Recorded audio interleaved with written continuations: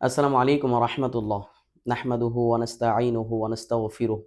রাকিল আহাদাল আহনাব বলছি, জিন জাদুর চিকিৎসায় জিনদের খেদমত নেওয়া এটা প্রচলিত ব্যাপার।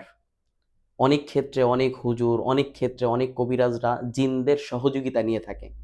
এইটার দ্বারা কত বড় ক্ষতির সম্মুখীন হতে পারে এই সম্পর্কিত একটা ঘটনা বলছি ইনশাআল্লাহ। এক ভাই একজন মহিলা কবিরাজের কাছে চিকিৎসা গ্রহণ করতেছে। ওই মহিলা কবিরাজের বডিতে জিন অ্যাক্টিভ হয়। তো তার বডিতে যেই জিনটা সোয়ার হয় ওই জিন পেশেন্টদেরকে, ওই জিন মানুষদেরকে চিকিৎসা করে।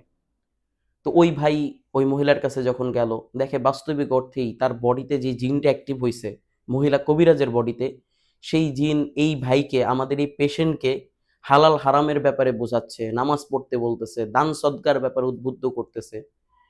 এবং ওনার কাছে একবার দুইবার যাওয়ার পরে সমস্যাও অনেকটা রিমুভ হচ্ছে।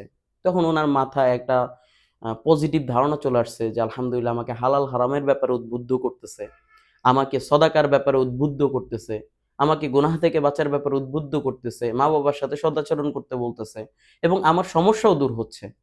তো একটা নমনীয় মনোভাব চলে আসে। তো যখন এক দুইবার গেছে, ওনাকে বলে তোমার সমস্যা মোটামুটি রিমুভ হয়ে গেছে, একদম শেষবার আসতে হবে। নির্ধারিত একটা ওনাকে বার দিয়ে দেওয়া হয় যে মঙ্গলবার বা বৃহস্পতিবার, বুধবার আসতে হবে। তবে বাসি মুখে আসতে হবে, মুখ না ধুয়ে আসতে হবে। এখন কবিরাজের সেক্টরে তো অনেক রুলস রেগুলেশন থাকে। একটা মাটির কলস আনতে হবে, একদমে আনতে হবে। একটা সরিষা কিনে নিয়ে আসতে হবে, তবে ওটা মহিলা মানুষ স্পর্শ করা যাবে না। এটা নিয়ে আসতে হবে, মাটিতে রাখা যাবে না। এরকম অনেক রুলস রেগুলেশন থাকে। তো উনি ভাবছে যে ওইটারই একটা নিয়মাবলী, যে ওনাকে বলা হয়েছে যে সূর্যোদয়ের সময় তোমাকে একটা লাস্ট তদবির দিব, অমুক একটা বারে আসতে হবে, মুখ না ধুয়ে আসতে হবে। তো উনি এটা মানছেন।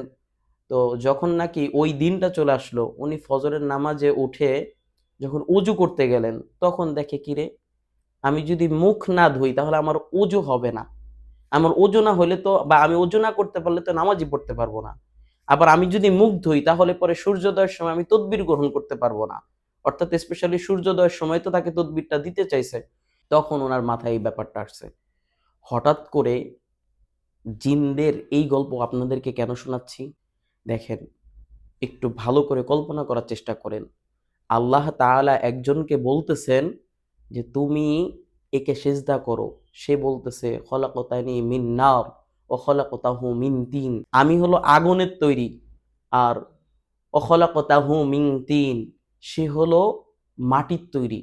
আগুনের ফিতরত, আগুন যখন জ্বালাই দিবে তখন এটা উপরের দিকে উঠতে থাকবে, আর মাটির ফিতরত, মাটি যখন ছেড়ে দেওয়া হবে ও নিচের দিকে পড়তে থাকবে। তো আমি আগুন হয়ে তাকে, মাটিকে কিভাবে সেজদা করব? দেখেন এমন একটা জাতি যে নাকি তার অহংকার প্রদর্শন করতেছে আল্লাহ তাআলার সামনে। আল্লাহ তাআলা স্বয়ং তাকে বলতেছে তুমি তাকে সেজদা দাও। সে অহংকার বলতেছে আমি আগুনের তৈরি জাতি, আমি আগুনের তৈরি। আগুনের কাজ হলো জ্বালাই দিলে উপরের দিকে উঠতে থাকে, সে কেন মাটিকে সেজদা দিবে? যেই জাতি সরাসরি আল্লাহ তাআলার সামনে অহংকার করে, ওই জাতি মানুষকে চিকিৎসা করতেছে কোনো উদ্দেশ্য ছাড়া।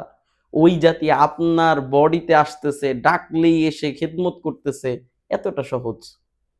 আল্লাহ তাআলার হুকুমে একটা সিজদা দিতে নারাজ, ওখানে মানুষের হুকুমে সে আরেকজনকে চিকিৎসা করবে, এতটা দুর্বল জাতি জিনদেরকে ভাবাটা বোকামো না? একটা উদ্দেশ্য আছে। ওই উদ্দেশ্যের কারণে, ওই উদ্দেশ্য বাস্তবায়ন করার লক্ষ্যে ও মানুষদের কাছাকাছি আসে এবং মানুষদেরকে চিকিৎসার নামে ধোঁকা দেয়। ওইটা হলো ঈমান চুরি করা। দেখেন ওই ভাইকে বলছে কি স্পেশালি সূর্যোদয়ের সময় যাইতে এবং মুখ না ধুয়ে যাইতে। সে ফজরে উঠছে, উঠে মুখ না ধুলে অজু হবে না, অজু না করলে নামাজ হবে না, নামাজ পড়তে পারবে না, আর নামাজ না পড়লে তার ঈমান থাকবে, তার ঈমানটা চুরি হয়ে যাবে। ওর ঈমান চুরি করার সবসময় লক্ষ্যবস্তু এমনই হবে আল্লাহ তাআলাকে অস্বীকার করা হবে, ব্যাপারটা এরকম না। আল্লাহর রসুলকে অস্বীকার করা হবে, ব্যাপারটা এরকম না। ইসলামের দুই একটা ফরজ বিধান ছুটানোর মাধ্যমে ঈমান চুরি করতে পারে। ইসলামের দুই একটা ফরজ বিধানের প্রতি অনীহা প্রকাশ করার মাধ্যমে ঈমান চুরি করতে পারে। এর জন্য সর্বোপরি সর্ব অবস্থায় জিনের খেদমত নেওয়া কোনোভাবেই আপনার জন্য, আপনার ঈমানের জন্য কখনোই কল্যাণকর নয়। আল্লাহ তাআলা এই সকল ঈমানচোর জিন জাদুর অনিষ্টতা থেকে আমাদেরকে হেফাজত করুক। আসসালামু আলাইকুম ওয়া রাহমাতুল্লাহ।